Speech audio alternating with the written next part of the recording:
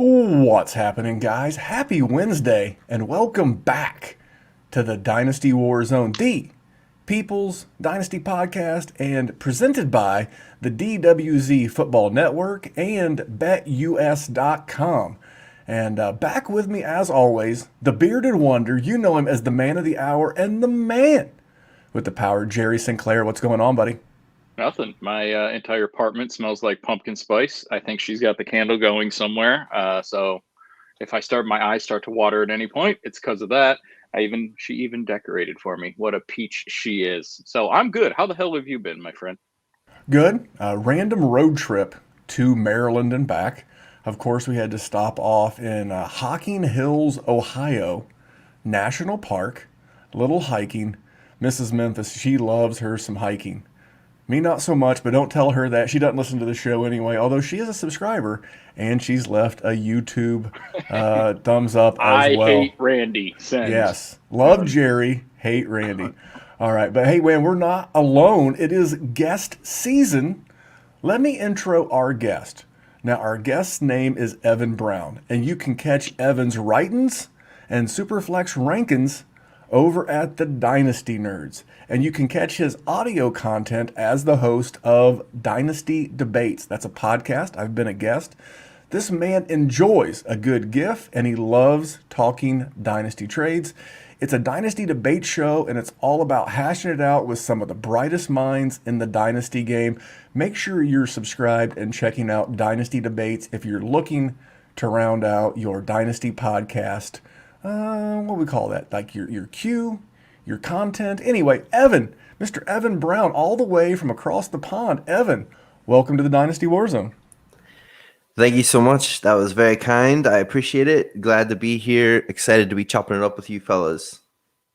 Now, before we get going, I did a guest spot on your show again, Dynasty Debates. It was a lot of fun. Now, Evan does a great job of mixing Dynasty, which we all love. That's why we're listening to this podcast. And he mixes up a little redraft content. He does a thing called Bust Mart. And what's the one for studs? Studs are us. Studs are us. So the week that I was on, I thought I'd get crafty. I thought I'd be savvy.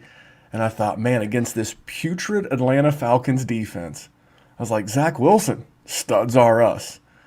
He was a Buster-Rooney. He was a Bust Mart special. So please go back to the good folks of the Dynasty Debates. Let them know you were on the podcast, and I issued not only to you, but to your listeners a formal apology. Now, Jerry, what do you have for Evan before we start kicking off this show?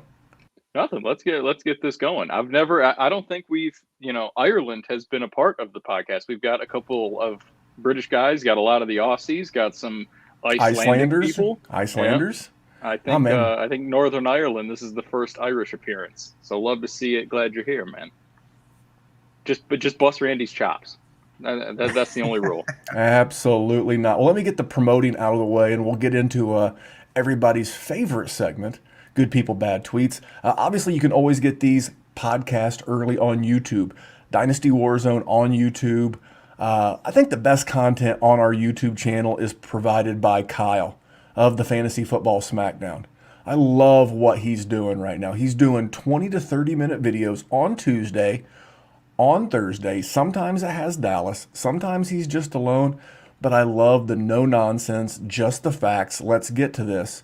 Boom, boom, boom. And then on Saturdays, he's hitting you with 10 minutes of waiver wire sniping. You know? You might have an extra play or two on your roster because on Saturday, you would have already picked up guys for this week. This week is bye week hell. It's an absolute slaughterhouse of buys, and Kyle is killing it. Tuesdays with waiver wire, Saturdays with waiver wire sniping, and waiver wire sniping is a YouTube exclusive. That's one of the best reasons to tune in and subscribe over to YouTube, as well as my gambling props. I've went 4-2. Over the last 2 weeks. I usually release 3 a week. Been doing a bonus for our patrons over at patreon.com/Dynasty WarZone. And then final thing on the YouTube is Football Sunday School will be back this Sunday. So Jerry, any chances you're not working on Sunday? Unfortunately, Jerry's got an open to close on Sunday, so lucky me. The old clopin. Gotta love it. All right, well, let's roll into what I like to call the internationally known yet locally accepted good people bad tweets. All right, this week's participant, willing or unwilling, is Mr. Kyle Yates. Now, Mr. Kyle Yates was, I don't remember his exact tweet. I have like the reply to the tweet. He was like, is there anything more irritating than Javonte Williams not getting a lion's share of snaps over Melvin Gordon? And not only, first of all, I agree with that take. Jerry, now Evan calls Javante Bay. He can get into that in just a second. Jerry knows what a fan of Javonte Williams I am, so I agree with Kyle's premise. But let me go on in this thread. And Mr. Melvin Gordon, official, with a check mark. So it's actually Melvin Gordon. So remember, Kyle's initial tweet was, what's more irritating than Melvin Gordon getting an equal snap share to Javonte Williams? Melvin Gordon of the Denver Broncos said, you writing this dumb tweet. And this is where Kyle loses me. He's like, first of all, he calls him Flash, because that's his Twitter handle. Flash, comma. Good use of the comma, by the way. Flash, comma, was just using this as an excuse to insult my co-host. Ha, nothing more. You guys are a dynamic duo, and it makes sense why you guys are splitting work. Keep doing what you're doing, man. Now, I saw this, thanks to Evan, by the way. That's part of the reason why I picked this one. Evan had like 800 likes and a couple of hundred retweets or whatever it was. And I just posted on there like a Michael Jackson moonwalking gif. My man moonwalked off his initial take so hard. Now, I'll be honest, the only time that I've ever had a pro athlete retweet or tweet at me was I said some really nice things about Allen Robinson once, and he liked my tweet. But Evan, this was your most popular tweet of all time. What was your thought when you saw his initial comment about Javonte and Melvin, and then him running it back so quick? Oh my gosh. I think I was just sitting having my coffee and like scrolling through Twitter, and I literally it was like that moment where you seen that gif where they're just like spitting the coffee out. I was sort of like having a sip of coffee, and then I seen the tweet and the reply. I thought it was just some random person replying to it, and then I looked at like the handle to see who actually had replied to it, and I just couldn't stop laughing for like 5 minutes. I just thought it was so funny. Nothing against Kyle. It was just such a hilarious situation, if you will. You know, it was just it was gold. It was classic. I was just like, and that's why it was so funny, because I just screenshotted the initial tweet and the interaction, and then I just tweeted, do you want to see a dead body? And then I put that in there because Melvin just comes in out of nowhere and just bodies him. And then it was very funny, but I felt bad for Kyle because he's just getting buried by everybody now. But it was just a really funny situation, I thought. No, man, I agree. And like I said, if you say it, say it. Say what you mean and mean what you say. People aren't going to like it, including, and by the way, in Kyle's defense, he didn't at Melvin Gordon. Yeah, exactly. I think that's the important thing to point out, is he wasn't being a dick and saying like, hey, at Melvin Gordon, why are you such a bum or anything like that. He was just having a conversation, and Melvin Gordon was obviously checking Twitter for his name and saw it and just decided to chime in. But it was the funny awkwardness of it all, that I thought was hilarious. Not even the take. Like I said, I agree with the take. Yeah, I agree with everything that you said. And again, tip of the cap, kudos to Kyle for not adding him. I took a funny side swipe, at I guess it's another content provider. One of their people had put out a post on their site, and everybody has their right to their opinion. And it was tongue in cheek, but they said that in redraft you could go ahead and drop Saquon Barkley. And my snarky comment is that the staffing crisis here in the U.S. has obviously hit the editorial staff of this particular network hard, because somehow that one got past editorial control. Like I said, this is not a shot at him, but even when confronted by the pro athlete, just be like, hey, man, I think what would your response have been to Melvin had he come at you that way? Because I think you and I are both in the same camp that we like Javonte more than Melvin. Yeah. But what would your response have been? That was what was so funny to me. It was, I just genuinely, I kind of laughed because I was like, man, I can just imagine how awkward that is, because you're just having a conversation, having a laugh on Twitter, and all of a sudden this like pro athlete is chiming in on your take about him. And it's like, I even said that because a couple of people started coming at me and saying, oh yeah, he should have piped back in and, he should have gone back to him and everything. And I was like, well, what are you going to say? You're going to tell him why he sucks? You're going to tell a professional athlete why he just needs to pack it in and give up? No, he can't say that. I mean, he's not going to. I laugh. I don't know. I don't even know what I would have said. I would have just been like, hey, man, I would have just said something like, no disrespect, I'm just talking fantasy football here. I know you got a job to do, something like that. I wouldn't have said, I disagree, I didn't mean it, or it was a joke, but I wouldn't have like, I'm not going to get out a stats chart to explain to him why, Javonte has a better juke rate than him or something. You would have hit him with that old caveat of yards per rush. That really does that. Really, well, if you look at the broken tackles.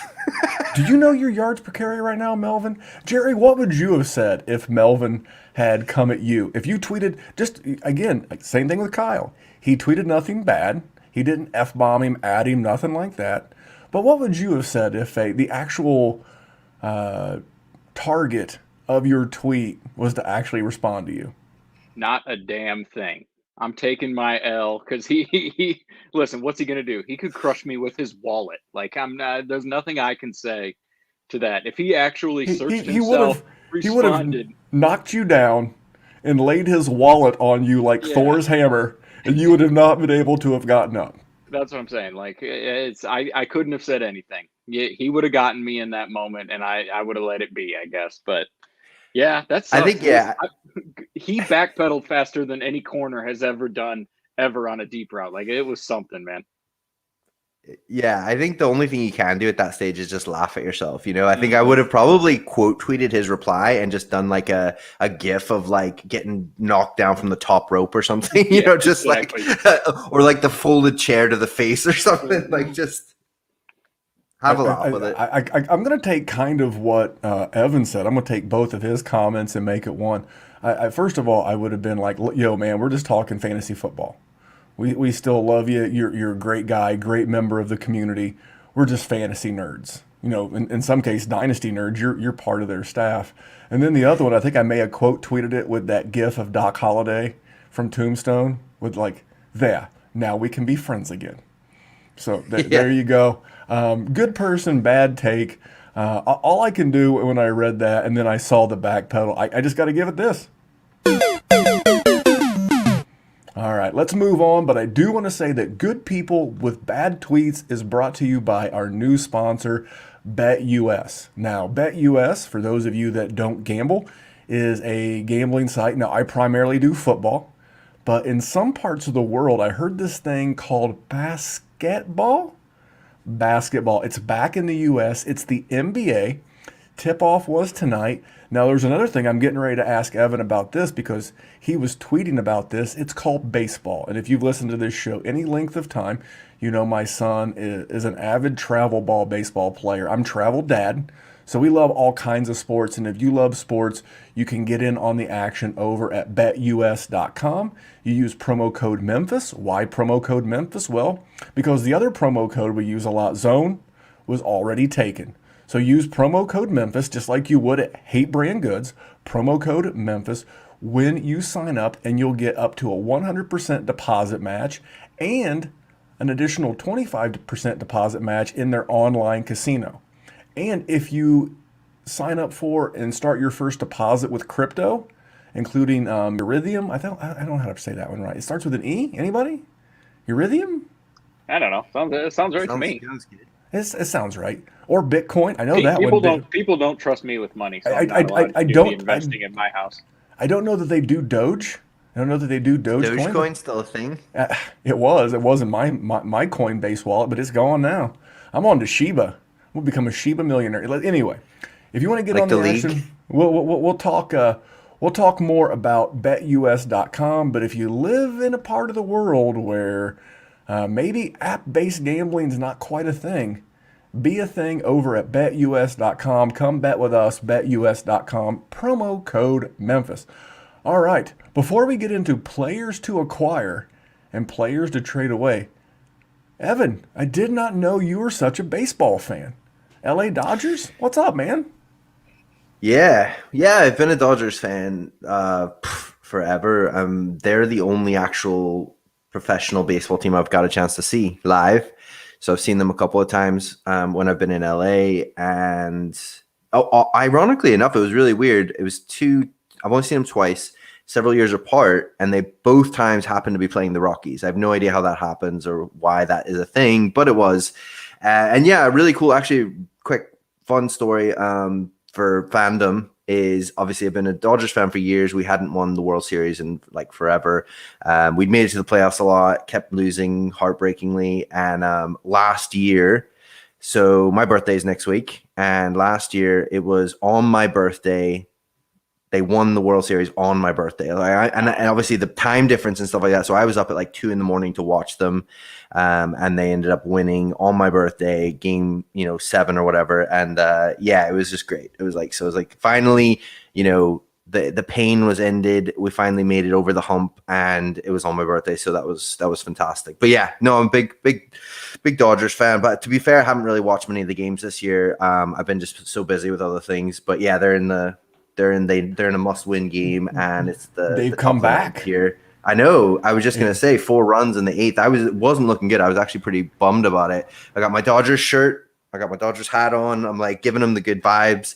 But yeah, 6-5 at the top of the 9th. So fingers crossed here for a win to get us going against the Braves. There you go. They don't want to go down 3-0. Jerry, what are your thoughts on the baseball playoffs? I don't watch it. Tigers. All right, perfect, Jerry. Thank you for your time. Terrible. Now, my son and I, we are Red Sox fans. I'm old, and my favorite player growing up was Roger Clemens. We'll get into performance-enhancing drug conversations in the offseason. That's when I became a Red Sox fan. Broke my heart when he went to the Yankees. Not so much the Blue Jays, but when he went to the Yankees, it broke my heart. But we're still rooting for the Dodgers too. Mookie Betts, outfielder for the Dodgers. He was a Red Stud. Sox for absolute stud. And that was the first jersey my son ever bought. So a little baseball talk. That just tells you how well-rounded of sports fans we have in Ireland. These guys love American football. They love baseball. What about hoops? We're going to get into good players in just a second. Hoops? Orlando Magic. That's my team. Man, so you know a lot about baseball. Good choice there. Who's your football team? It's Minnesota Vikings, right? Minnesota Vikings, yeah. Yeah, and then Orlando Magic. So the trifecta. Got every point of the nation. Got the North. Yep. Got the West Coast. Got the East Coast vibes. I've been a Magic fan ever since the days of Shaq and Penny. So they're the ones that got me into it. Like I absolutely loved the Shaq Penny sort of when they went to the finals and everything like that. It was just I loved Penny Hardaway. He's like my favorite player when I was growing up. So great commercials. Like just been big fan since then, and then obviously a lot of pain, a lot of heartbreak the last several years. So it's nice that we have a young team, and a new coach and things like that, but I'm not expecting anything massive this year. Jerry, Pistons? I'm excited that they got Cade Cunningham. It's the first time they've had a pulse in a while, so that's the best I can hope for. Pacers couldn't pick one out of the lineup. I know they're downtown, about 35 minutes from where I'm sitting. So let's get into the reason why people are here. Let's get into Dynasty, players to acquire. Jerry, we have home court advantage. Hey now, basketball term. Let's let our guest go first. Let's let Evan go first. Who's a player in a Dynasty? And feel free just to be very, very broad. And here's a guy that I like and I want to acquire. Or if you want to add some nuance in a contending role, I want to acquire him. Or in like a rebuild, I want to acquire this guy. Give us what you got, man. Context as much as you want. Yeah, so for a buy, somebody actually talked about somebody I've traded for a couple of times in the last couple of weeks here. I actually talked about yesterday on my show with Michael Bauer from Dynasty Rewind. So I was actually talking about someone close to your neck of the woods here. Michael Pittman Jr. is one of my top buys at the moment. Somebody that he's a sophomore wide receiver, which for me, he's one of those interesting buys that I feel like is good no matter where you're at in your cycle, because if you're a rebuilding team, he's a young stud wide receiver who's up and coming. That's great. And if you're a contender, he's somebody I think is going to give you give you a solid flex option this year. So looking at him, I mean, stereotypical sort of alpha male receiver. He's about 6'2", 220. He's got great draft capital. He's just one of those guys, didn't do much last year, and so therefore got lost in the shuffle of like a historically good rookie receiving class.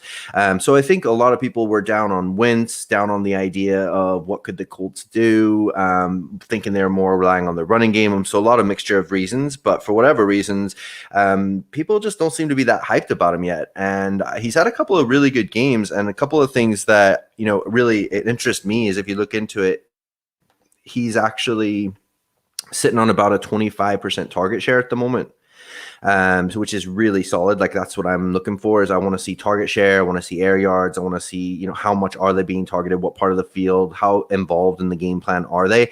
Wentz has actually been playing a lot better than I think a lot of people thought he would. And he's managed to stay healthy so far, play through some injuries. Again, the supporting cast, Paris Campbell, unfortunately, has just gone to IR again. I'm beginning to think this is never going to happen for him, to be fair, which is really sad. He's a great talent. And then T.Y. Hilton, I think the reason I bring it up as well is thankfully T.Y. Hilton coming back has opened up the smallest little buy window again. Because I think T.Y. Hilton coming back and then semi-destroying the Texans, which is just what he does, it's his thing, that's just made everybody, I think, a little bit more nervous and kind of just wondering, oh no, is Pittman the man, or was he just a placeholder for Hilton? But if we're talking Dynasty, Hilton's not long for the, he's not long for the league, as in he's not going to be the guy you're going to build around for the next 5 years or anything like that. I do think Pittman is the man going forward. Sorry, I don't mean to wax lyrical here, but as you can tell, I've got a bit of a bromance here with Michael Pittman Jr. So he's somebody that I'm looking to buy. And a recent trade I did for him would be 12-team Superflex. I'm a contender. I gave up Zach Moss and a 22 fourth, and I got Michael Pittman. So I'm happy with that. Easy. I'm going to let Jerry go, but here in the States, Jesse James had to use a 44 to rob people like that. So I love that trade of Zach Moss and a fourth. Jerry, there you go. You always throw in that fourth to get the Michael Pittman. Jerry, what are your thoughts on his Pittman take? Then I'll tell you what I think, and then you can give us your buy. So, I mean, Randy's the Michael Pittman guy. He hasn't shut the hell up about that dude since like his sophomore year at USC. So he's all about that. I'm with you. And that was an easy trade. That was money. Good job on that one. I'm with you on that. And it's weird because he does not get the hype that you think he should deserve, and he's had some monster games. So I'm with you. But that's Randy's man's. It's on Randy's team. So you go ahead and you give what you got, man. For me, it's pretty simple. It's like I've already heard. It's not even been 48 hours, and I'm already hearing people say, well, T.Y. Hilton's back, and he's just going to kill the snap share. I mean, this is where sometimes box score surfing can get you in trouble, and sometimes box score surfing can tell the tale. Carson Wentz only attempted 20 passes on Sunday. He got 3 targets. That's, as crazy as that sounds, 3 targets was a 15% target share. And he was second on the team in targets. And by the way, he caught all 3. To T.Y. Hilton, who had 4, who caught all 4. Ironically, Jerry, you mentioned it, Carson Wentz playing better. And he was Pro Football Focus's Offensive Player of the Week this week. And by the way, for everybody that says that Carson Wentz makes all these bad decisions and is turnover prone, I think he's had 2 turnovers all year. No interceptions in the last month. He's had 1 total on the season. 1 total interception. This is the guy who's just going to... And they played some pretty good defenses along the way. So a lot of good things. Their next 4 games, so it was Houston, San Francisco, Jags, Jets. A lot of good stuff on the horizon. Probably going to be more Jonathan Taylor games than Michael Pittman games, but that's okay. It's only going to force that buy window down a little bit. Remember, this is Dynasty, but too many times, a lot of your Dynasty GMs in your league, they're newer to Dynasty, or they just have the attention span of a goldfish, and you might be able to get a nice deal on a Michael Pittman. And I like the way this offense is trending. Jerry, who is the guy that you're looking to acquire? So it's definitely I don't think it's more of a rebuild guy, actually, but it's Henry Ruggs. Talk about a dude that's been utterly disrespected, right? And I was one of the people coming out, did not want any part of him with Derek Carr, with the Raiders. He's turned it around a lot this year. At least 3 catches, at least 50 yards in every single one of his last 5 games. He's not scoring a ton of touchdowns, but they're the Raiders. He does have 2. He's shown a lot of growth, and I feel like his perceptive value in the community is still as a dynasty stash player, and I really don't see that shaking out the rest of the year. They have a bunch of what you would call green defenses to play against, where they're not doing great against wide receivers.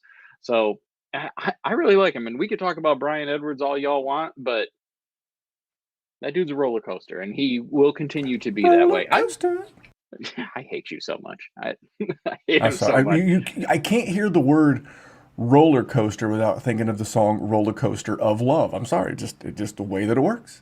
I just like you brought this on yourself. I will never do it again. I'll sing it next time, just so I don't got to hear you do it. But Ruggs is just, he doesn't get any of it in the same way that Michael Pittman does, but Michael Pittman gets a little bit more of that love. Henry Ruggs gets more venom than he does, and any sweetness from the community.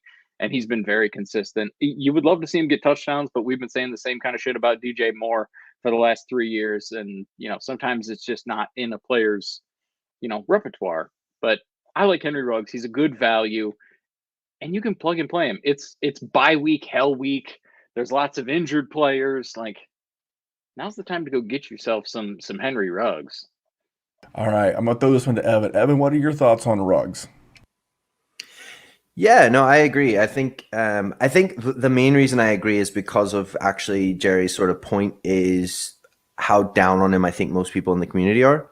So I think therefore you can get a pretty good deal on him. And I think that's why I think he's a buy, because I do still have questions about, is he going to get the volume, and Absolutely. Is he going to get, to be a viable, maybe a flex play, especially in a deeper league. Yeah, fair enough. Because he's got that speed, he's got that ability to break a big play. So sometimes you only need 2 targets, for him to have a good game. And, if he gets a 60-yard touchdown, but obviously you want to build around people that are getting that target share. They're getting the regular looks, the regular opportunity. So for me, I think it is a good buy, because people are just so down on him. Like I reckon there's a lot of leagues you can probably get him for a second or something like that. You know what I mean? And so if you're looking for depth, if you're looking for somebody that has upside, I definitely think, especially with Gruden, being gone now, there's going to be a possible shift in the kind of overall the way that the team is functioning, the way that they're distributing the ball and stuff like that. I mean, it was nice to even see Kenyon Drake get a little bit more involved, because he looked like they'd forgot about him.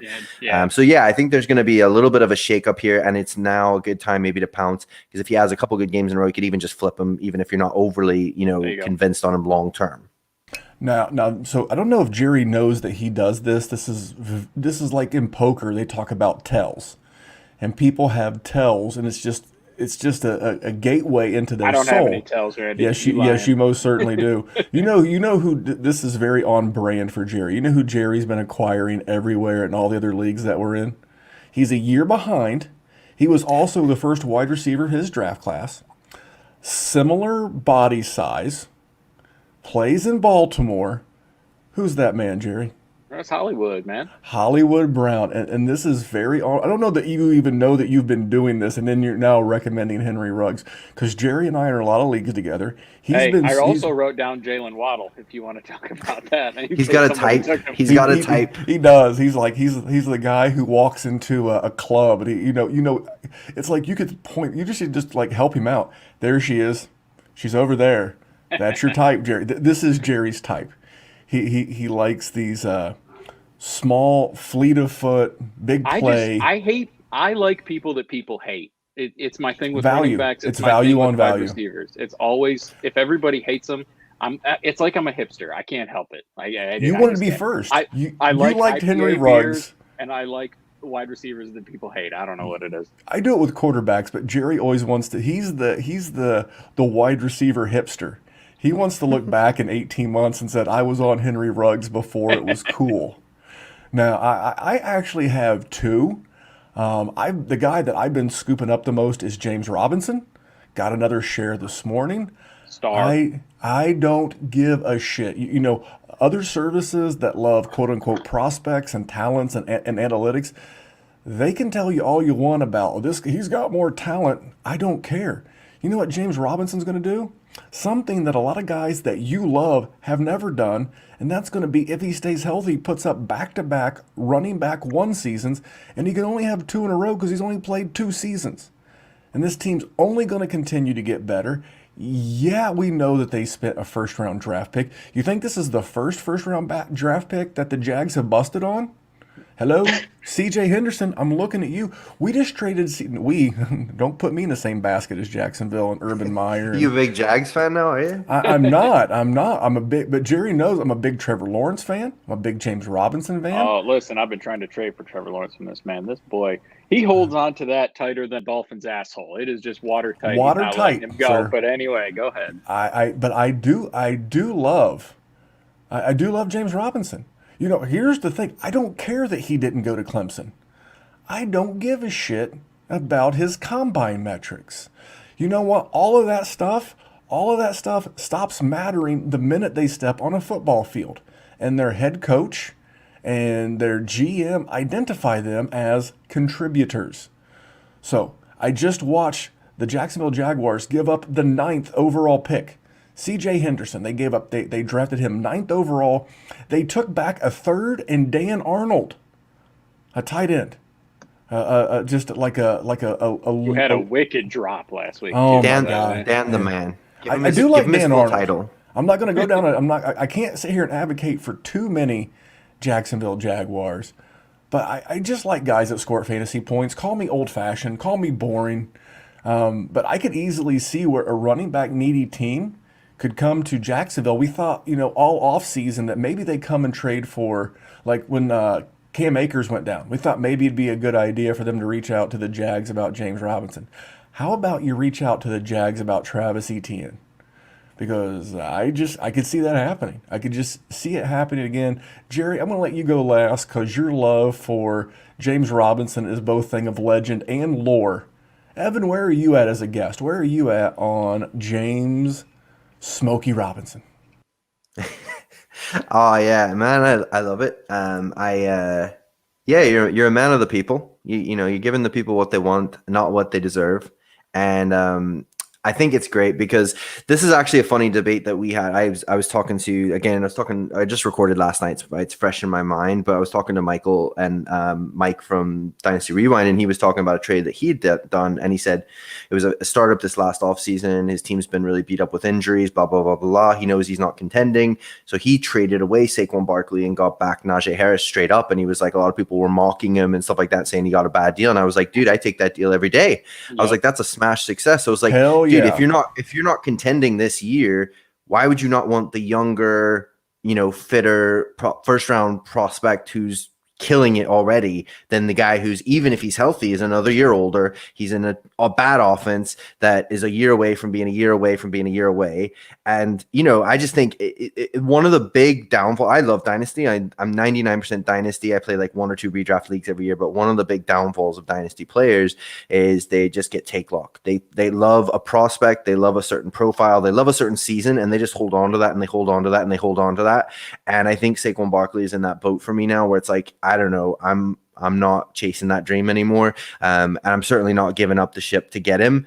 And then, but yeah, James Robinson's the other side of that. Whereas because he was an undrafted free agent, the Dynasty, it's like we get too big brain for our own good. We can't get our heads around the fact that, if you just plug him into your lineup, you have a top 12 running back. And so it's like, if you're giving up some, third string wide receiver and a random first for a guy who's going to get you a championship, that's good maths. I mean, I don't know how they do that over there, but here that seems pretty solid, pretty basic.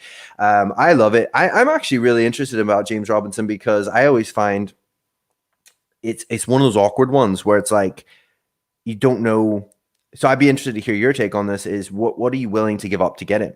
Because that's for me, is because I really like him, but I got him in redraft. Actually, I'm only in 2 redraft leagues, and I drafted him in the 3rd round, and everybody I told was like making fun of me. They're like, you drafted him over Allen Robinson? You drafted him over all these other, and I was like, yeah, I think he's going to have a great year. I think he's a good player. And like, I was so stupid. And now I'm like, I got Derrick Henry and James Robinson on my team. It's like, I'm not. Just shitting on him. Yeah, I'm not. I don't hate it.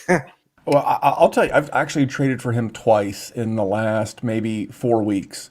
One, I gave up a contender's first and I got back James Robinson and a not contender second. So this pick could literally be anywhere between 2 picks apart. Like if I won the league in 2023 and the person I traded with finished last, I could have been given up the 112 for the 201 in James Robinson. And so for me, that was now this was before he became like James Robinson all over again, number one. And then this morning I traded. This is in a tight end premium, must start 2 tight ends. I got Quez Watkins of the Philadelphia Eagles, and I got James Robinson, and I gave up Clyde Edwards-Helaire and Zach Ertz. Here's the thing, same rookie class. I'm always going to say it like this too. I don't give a shit that Clyde Edwards-Helaire's on the Chiefs.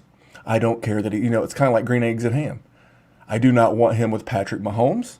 I do not want him on the Kansas City Chiefs. I do not want his first draft capital. I do not want you, Clyde Edwards-Helaire, on my Dynasty team.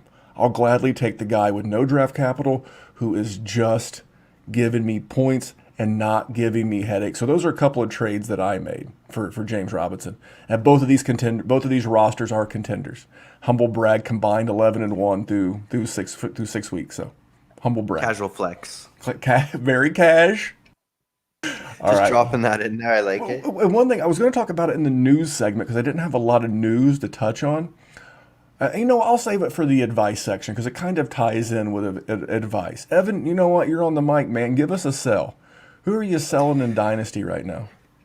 This one, so I'm gonna throw this out there. It's a bit spicy, and feel free to tell me I'm crazy. But if I'm not an absolute, well, even if I am a contender, I'm possibly selling DeAndre Hopkins. And the reasons are, I love DeAndre Hopkins. He's an absolute stud. He's one of the best wide receivers that we've seen in the last sort of 10 years. The reasons being is more to do with the offense surrounding him rather than him. It's the fact that so far, we're 6 games into the season and he's sitting on the lowest target share he's had since he was a rookie. He's boosted by some touchdowns, which is nice. It's great to have, but touchdowns aren't really sticky. We don't know for sure if he's going to keep getting all these touchdowns. This offense, they seem to really spread the ball around a lot. Kyler really loves running the ball in himself. He likes Christian Kirk. He's got a good connection. They've got Zach Ertz there now, which could siphon off some red zone targets. I don't know. I feel like he's one of those big names that you could still get a really good return on, especially for someone who's desperate and things like that. But if I'm not an absolute contender, or like I said, maybe if I am even, it's just the fact that he's getting that bit older. I feel like you could get some really good return and still get a productive receiver, or maybe somebody who's on the other trajectory on the way up. But that's just somebody I've been thinking about lately. But another one that I feel a lot more confident on would be if I'm in a super flex league or something like that, I'm probably looking to move Jalen Hurts. I think that he's been great for fantasy this year, but I'm not convinced. And I was again talking to Michael about this yesterday. It's fresh in my mind. I was already having my doubts, and it's always interesting. I like talking to people who are really big fans of a particular team because they seem to know, they know a lot more. They're more passionate about it. They know the ins and outs. And, he's really frustrated with Hurts. Like he just says it's like some of the worst, quarterback play that he's seen in a long time. And he's been an Eagles fan for, 30 years. So I don't feel, and they already have a couple of really good high draft picks next year. So I wouldn't be surprised if they're moving on from Hurts. And so if you're sitting there and maybe with a more casual, dynasty manager in your league and they're not paying attention, they're just looking at the box score, you could probably get a pretty nice return on Hurts right now. And I don't know that I would overly look at him as a long-term dynasty asset, someone that you're wanting to build around, especially in a super flex league. Jerry? This is a anti-Jalen Hurts foundational podcast. So welcome to the show, my friend. Listen, for every reason that you said, he's Blake Bortles. He's the 2021 version of Blake Bortles. At the end of the game, when you're in your matchup and you look and you see he had 26 points, you're like, that's fucking awesome. Thank you, Jalen Hurts. I'm glad you didn't bomb it. But if you happen to watch the game that the man plays, oh my God, it's putrid. No. And they have a ton of the early first round picks, like you said, Evan. You have to dodge so much to still be in a situation where he's going to be the starter next year. And that is just not a risk I'm willing to take. And especially, it just makes it so easy to trade him and so juicy when he scores 25, 30 points every single game, because there's somebody out there that wants money. And they're in a good spot where they can win money if they have Jalen Hurts. Take advantage of it. Flip that motherfucker off your team. No, thank you, because I agree fully 110%. This dude is not a long-term asset. Randall, continue that echo chamber, because I know you're gonna. I don't want to beat up on Jalen Hurts because he's like the QB 3 or 4 on the season right now. So he's going to be useful. But I just want to kind of piggyback off of Jerry's take, is that he's got a lot of landmines to dodge. They do have 3 firsts right now. And here is the draft position currently per tankathon.com of where those picks are. They have the number 2 overall pick, which they get from Miami. How's Miami feeling about that deal now? Great trade up for Jalen Waddle. They have their own 8th overall pick, and then they have the Colts pick, which is currently 9th. So they have 3 top 10 picks. And oh my God. If you're a Jalen Hurts owner, you're sweating the whole first 2 hours of the draft. Well, not only that, but here's the thing. If Deshaun Watson or Aaron Rodgers, I covered this on the Patreon pod today, and I'll just cover this a little bit. You know, Green Bay cannot franchise Aaron Rodgers after the 2022 season. And I tell you what, Jeffrey Lurie, the owner of the Eagles, he does not like seeing the Dallas Cowboys and Dak being 5-1 and leading SportsCenter each and every morning. He just doesn't. He doesn't like that his team is either in last place or tied for last. Thank God for the Giants and the football team, because they're kind of in the mix there within their division. But he doesn't want to do that. And if you're Green Bay and you can't are you going to let Aaron Rodgers work? Walk in the off season? I get right now it's all kumbaya and bongos in Hawaii and everything's great. But if you're Philadelphia, are you going to go to them? You got a pretty good roster. You got a pretty good offensive line. You've got Devonta Smith. You've got Quez Watkins. You're still going to have Dallas Goedert, right? Jalen Reagor. Maybe they can resurrect the career of Jalen Reagor. Pretty good defense. Are they going to make the Green Bay Packers the Godfather offer? Hey, we'll give you 3 firsts. Just be done. 3 firsts for Aaron Rodgers. What happens then? Deshaun Watson. I tell you, there are 3 guys that if you have them on your dynasty rosters in Superflex that I'm really worried about. Number 1 is Hurts. Number 2 is Tua. And number 3 is Sam Darnold. Those are all 3 aggressive owners that have made it known they want to win, and they want to win now. And they're all willing to make big moves and spend big money. And someone said, well, they just picked up Sam Darnold's 5th-year option. Guys, David Tepper is one of the richest owners in the league, and the $2.2 billion with a B that he paid for the Panthers, he simply wrote a check. He's like, oh, let me cash in 14% of my Apple stock, and here you go. I'll take the Carolina Panthers, please. $24 million. Nice.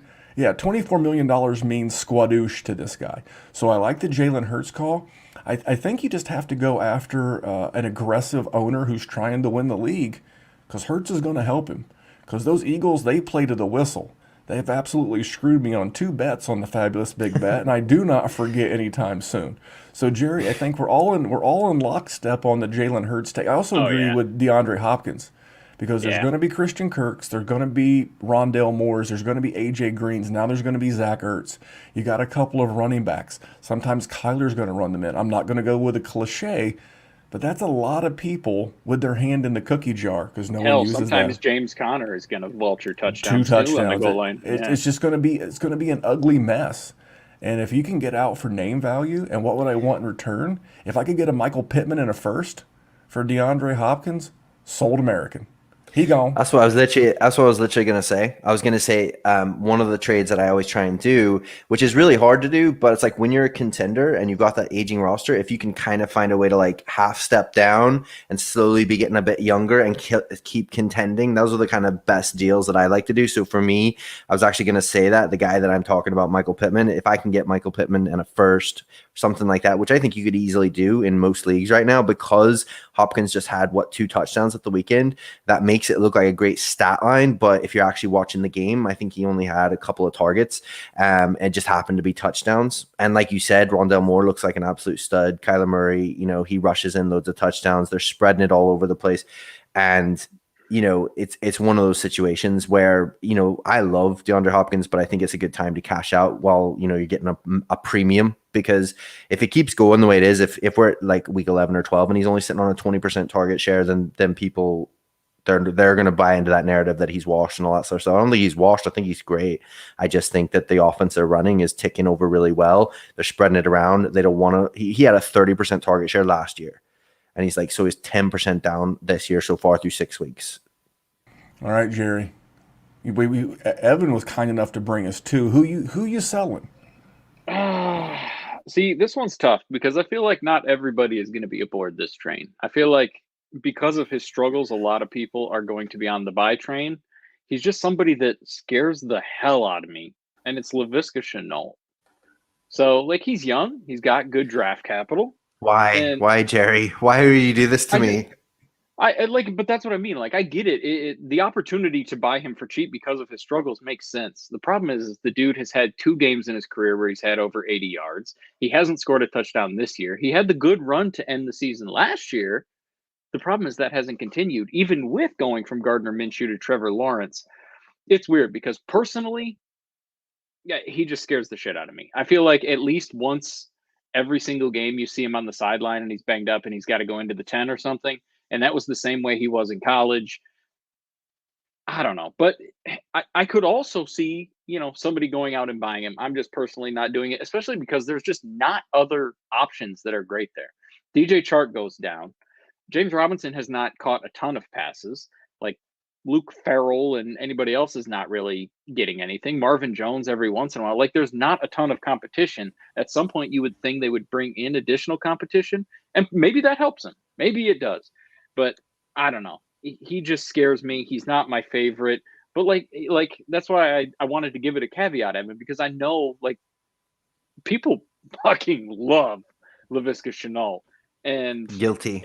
And it could be one of those situations where you have a buying opportunity, especially from somebody like me who would have him, because I'm good on him. He's not a person, I always talk about how I like to punt the first year of a startup, acquire my picks, get young guys, yada, yada, yada, building specifically around wide receivers. And he's just not a guy I'm looking to do that on. We talked about Ruggs and Waddle and how I love Hollywood. Laviska Shenault is just not that guy for me. I'll tell you the reason why I'm out on Laviska, and I don't mind you selling, is I'm looking at the wide receiver class. Now, mind you, Jacksonville's going to pick 3rd overall. I don't see him, at least as of today. The Jacksonville could easily be in the 101 conversation. But I'm sitting here and looking at this. Have you seen my Lions play? Yeah, I know. But they're going to take Thibodeau. They're going to take that defensive end. For me, I'm just looking at these wide receivers. Chris Olave, Treylon Burks, Garrett Wilson, Drake London, Johan Dotson, George Pickens, John Mechie, David Bell, Justin Ross. That's what makes me not like Laviska Shenault, is they could easily take the hand-picked wide receiver 1, that Reggie Wayne to Indy's Peyton Manning, that T.Y. Hilton to Andrew Luck. I only remember Colts because that's my home team apparently. But you go out and you get your young quarterback. They did it with Joe Burrow. Joe Burrow got Jamar Chase. It's not a hard concept. That would be my fear if I'm a Visca owner. And if for some reason ETN comes back, he's going to be a very redundant asset to what Visca's already kind of doing, especially if they start leveraging him more as a pass catcher with James Robinson continuing to be the hammer in the backfield. My guy is on a contender. Maybe you were in the 3rd year of your championship contending cycle, right? And it's almost over. The injury monster has jumped up, snapped off your leg, and one of the few healthy running backs that you have left on your roster that you can get a ton for is Alvin Kamara. Still love him. Reason to be optimistic. They're getting Michael Thomas back, or should. Coming off of the bye, he should be coming off of the pup. And that's going to, kind of make defenses a little bit more honest. I don't think defenses have shown a lot of respect, and rightfully so, to the gentleman named Marquez Callaway and Deontay Harris, and when he wasn't hurt, Traquan Smith. But here comes Mike Thomas back. And if your the New Orleans Saints, you really want to feature Michael Thomas because word around the campfire is they want to get rid of him.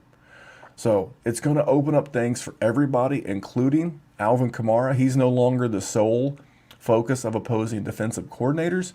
You're probably going to get a nice game 2 or 3 out of this offense over the next couple of weeks. What am I looking for? Man, I'd love to get DeAndre Swift from an impatient owner. Jerry's not going to want to hear this, Jerry, so you might put on your earmuffs. Again, if this is the last year that you were going to be a contender because you had a lot of aged guys like DeAndre Hopkins and like Allen Robinson and guys like that, if I could get a guy like Cam Akers in a first, I mean, the Marlon Mack injury has given us all new hope that a guy can come back from an Achilles injury. J.K. Dobbins is another guy. I'm not so bullish on ETN based on the hammer named James Robinson, and that foot injury is allegedly worse than we've seen. So for me, if I could get a fair because I think you put an asset in this current running back market like Alvin Kamara on the board, on the block in your league, you should get a lot of suitors. And again, you don't have to try to cash out for top dollar. Just be happy to get rid of him. So for me, it is Alvin Kamara. Jerry, what do you think?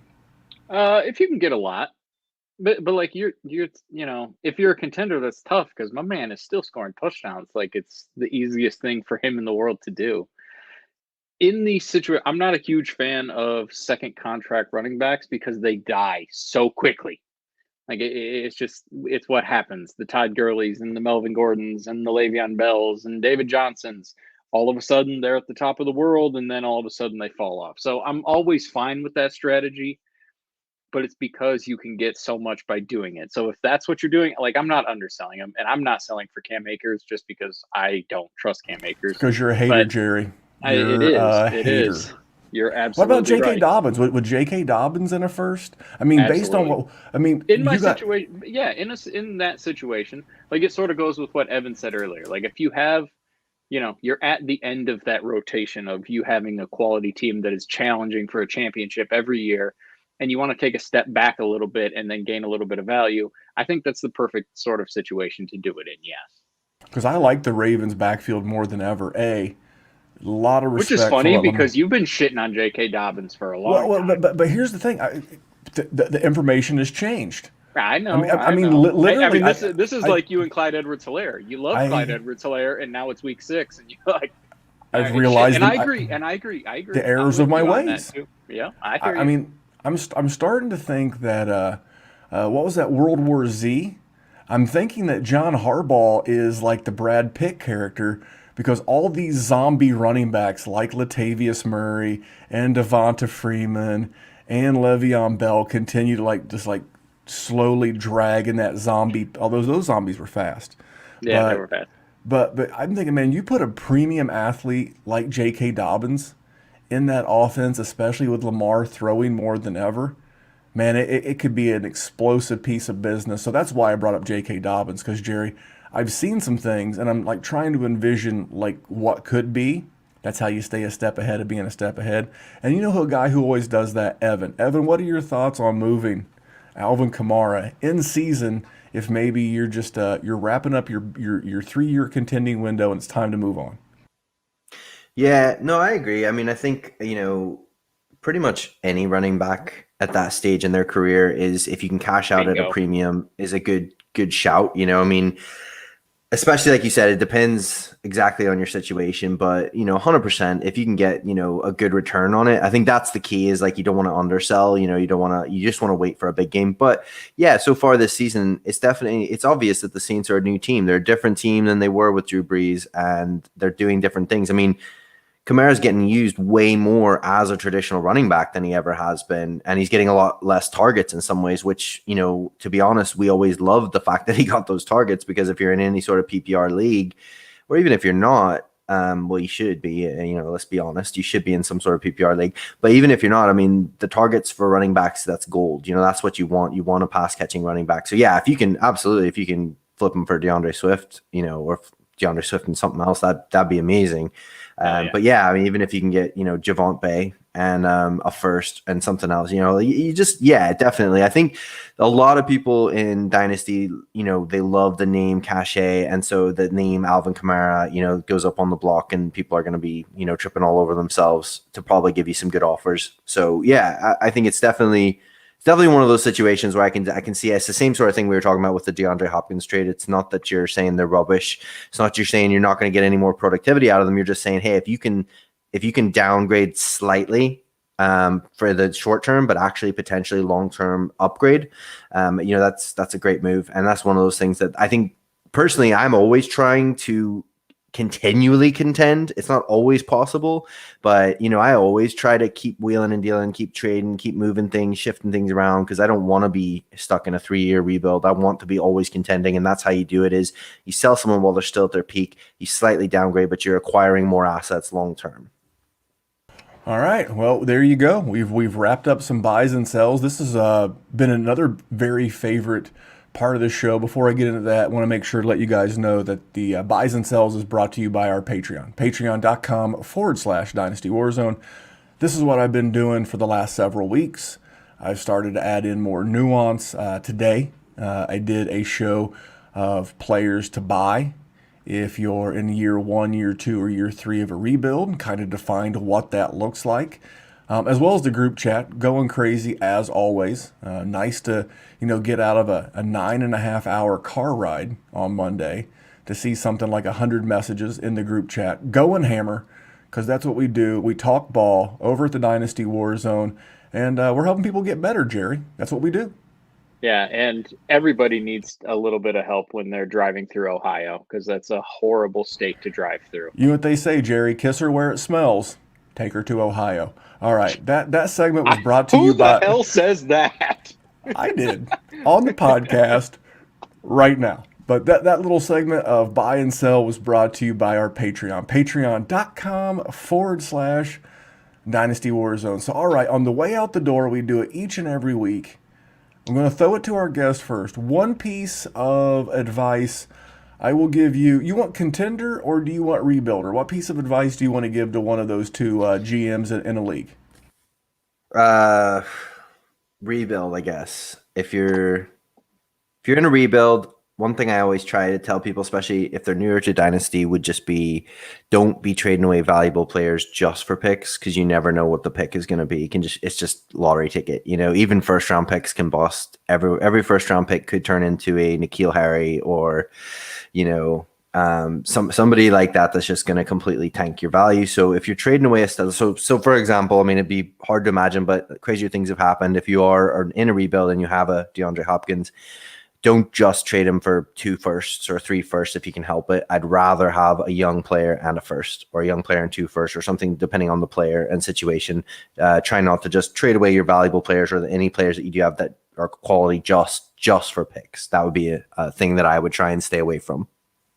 Yeah, those picks could be anything, even a really good young wide receiver like, I don't know, Jamar Chase. So why would you give up the thing that you're trying to get for the thing that you're trying to get? All right, Jerry, what do you got? You going contender or you going rebuilder? I'll go contender right now. This is what I'm doing if I'm contending in leagues. I am trying to get the guy that's hurt right now, because I can afford to lose a game or two, still make the playoffs, round myself out a little bit better. Christian McCaffrey is on somebody's team and they think they're contending. And they might be, because they won the first couple of games, but they've started to lose and they're starting to panic. And you have a running back that maybe they haven't had their bye yet. Maybe they're playing this week, maybe it's Dalvin Cook. Maybe it's, Nick Chubb. I'm acquiring one of those guys so that I can round myself out a little bit better, so that I can really just take it to you. So I can just slam the hammer on you, win your money, drink champagne from my championship chalice, and I can taste your tears. So that's what I'm going to do. I'm going to embrace the panicking owners that have injured players or they have bye weeks, and they're 3-3. They can't afford the loss. I can afford the loss. I'll take a loss just to win your money later. So that's what I'm doing right now. I am exploiting panic. I like it. All right. My thing is going to be is we're probably a week away from this, but I am looking. It depends on your starting requirements. I mean, if you start 8 or 9, I'm not doing this. But like Jerry and I are in a league where we start 11 or 12, and I am not going to be afraid to trade that aged, not even aged, but like a Christian McCaffrey. Can I move that 1A+ for 3Bs? Can I go out and get an Adam Thielen, a James Robinson, and maybe one other player to round out a roster? I think I can. If I'm contending, like I said, I want to get another week or two closer to the season, maybe even the week that Christian McCaffrey comes back. Because as much as it would be nice to have his 20 or 23 points a game, I'd sure love to have James Robinson's 18 points a game and the points per game I'm going to get from Adam Thielen and someone else because I'm making a run here. And as much as I love Christian McCaffrey, I don't feel like I can really trust him as much as I used to. And the one last thing I want to discuss before we get out of here is unicorns. And I have two. One is James Robinson. Anyone telling you they're looking for the next James Robinson might as well be in the backwoods of Seattle looking for Bigfoot. If someone tells you they're going to find the next Derrick Henry, they might as well be in Scotland looking for the Loch Ness Monster. These gentlemen are one-offs. They are atypical. They don't happen very often, and they break every rule of NFL football, fantasy football, and dynasty fantasy football, okay? Derrick Henry should not be doing what he's doing. Not at his age, not at his usage pattern, but it doesn't matter. Don't try to find the next one.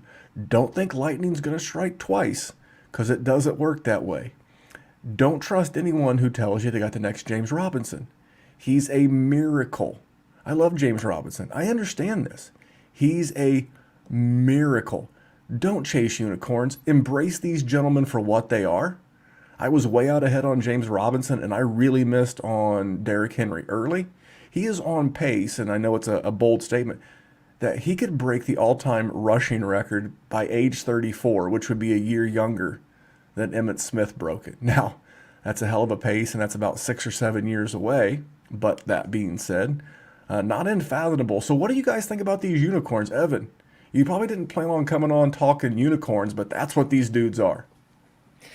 Yeah, no, I get it. I agree. I think, but I would say as well is it's interesting because Derrick Henry, I mean, like you mentioned, some people, you were getting him for what is now pennies on the dollar over the summer because people were so convinced that he's just, oh, he's cannon fodder. He's rubbish. He's, for the glue factory, he's done all this sort of stuff. And, you know, it's one of those situations like we talked about. It's like sometimes we can be so stuck and it's hard because like you said, they're unicorns. So we're probably right 9 out of 10 times. We're probably right in that way of thinking and in that process. But then you get to the 10th one, and I think you just have to embrace them for what they are and just like enjoy that and like actually not be afraid of having a Derrick Henry or James Robinson on your roster because they're going to help you a lot. But like you said, not overpaying or going crazy, trying to find one that, probably isn't going to happen 9 out of 10 times. Jerry? Oh, the problem is chasing unicorns is so fun, right? Like that's what we do. It's great to. You should never stop looking. I mean, just don't think you found it. Keep always be on the hunt. Don't think you found it. I think that's fair. Yeah, I got nothing. The problem is, that's sort of what we do, right? Like we're trying to find that.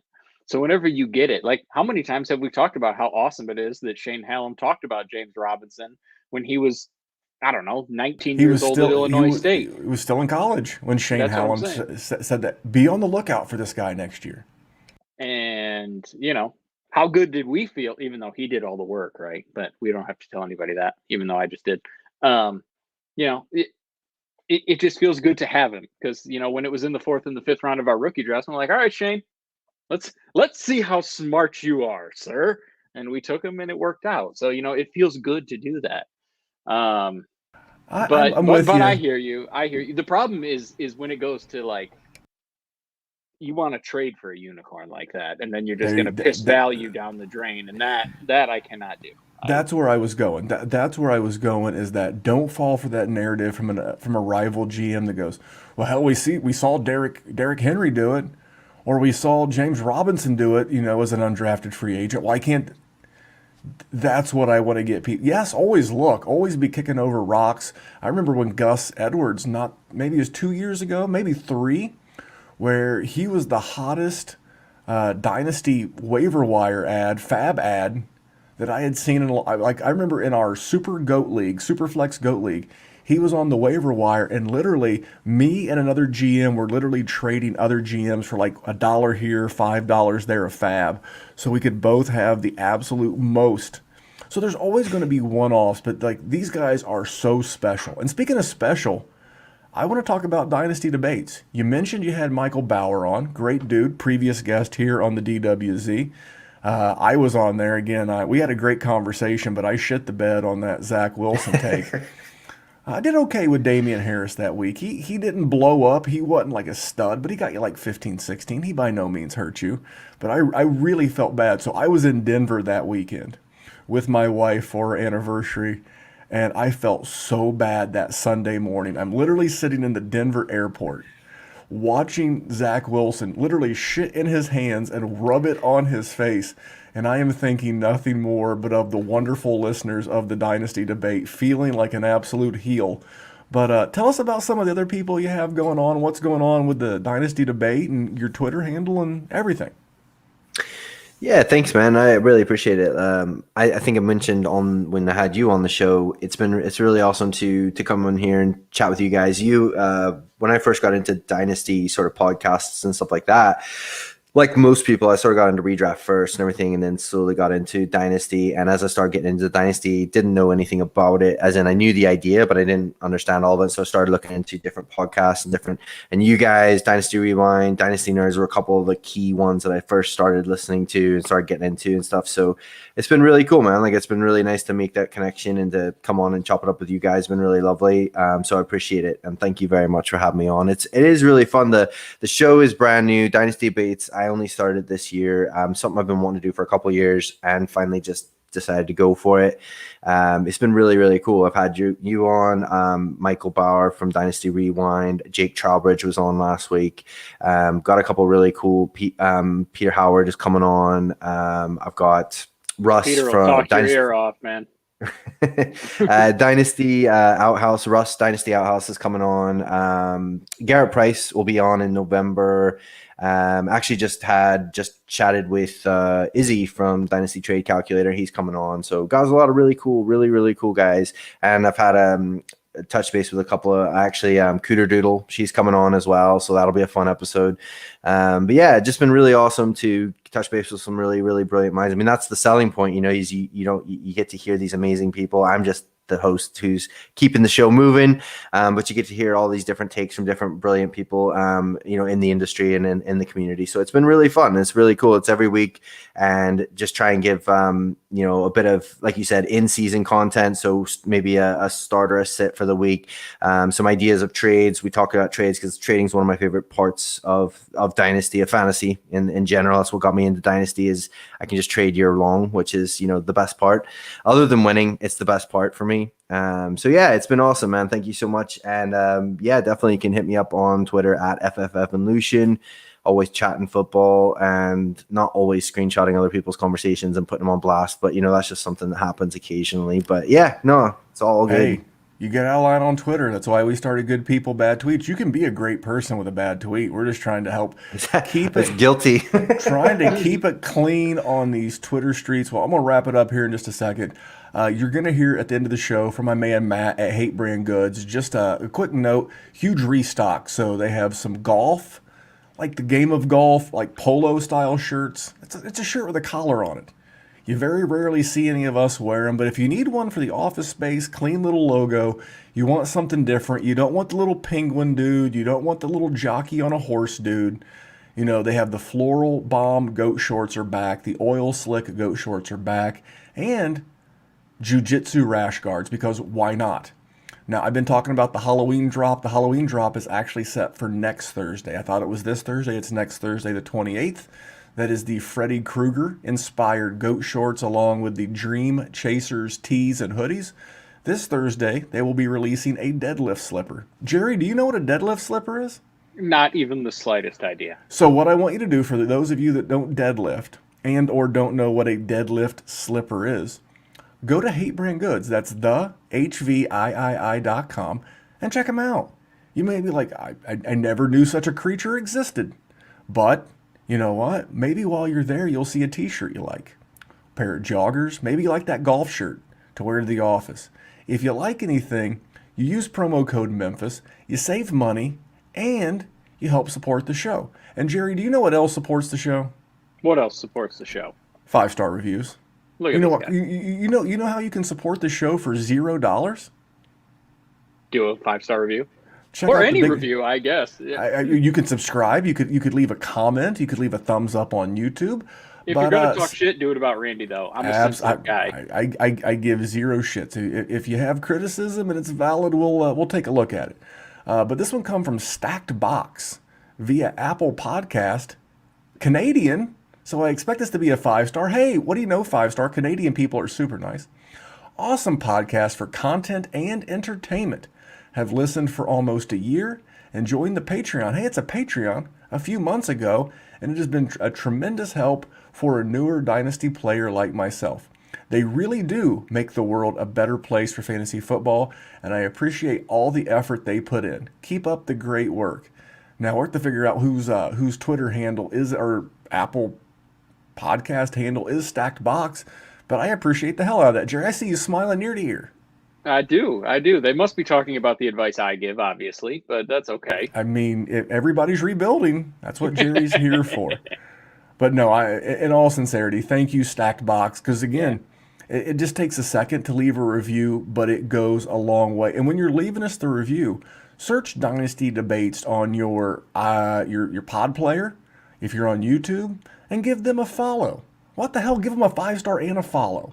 You did something nice for 3 guys, me, Evan, and Jerry, and we all appreciate it a ton.